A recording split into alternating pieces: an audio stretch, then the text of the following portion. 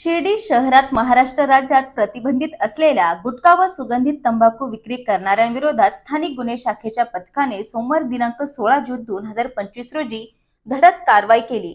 2 ठिकाणी छापे टाकून एकूण 27,017 रुपयांचा मुद्देमाल जप्त करण्यात आला असून 2 गुन्हे दाखल करण्यात आले आहेत।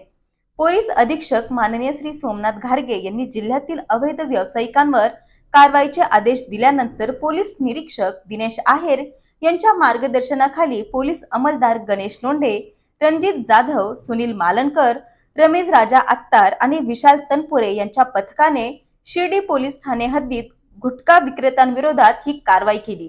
या कारवाईत जाकीर अब्दुल शकूर अन्सारी वय 60 राहणार कालिका नगर शिर्डी आणि एक 17 वर्षीय विधी संघर्षित बालक राहणार नवनाथ नगर राहता यांना ताब्यात घेण्यात आले, तर दिनेश शिवाजी बहिरट राहणार बन शिर्डी हा आरोपी फरार आहे।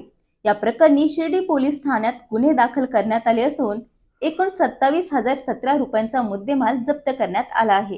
ही कारवाई पोलीस अधीक्षक सोमनाथ घारगे, अपर पोलीस अधीक्षक वैभव कलुबमरे आणि उपविभागीय पोलीस अधिकारी शिरीष ममने यांच्या मार्गदर्शनाखाली स्थानिक गुन्हे शाखेच्या अधिकाऱ्यांनी केली।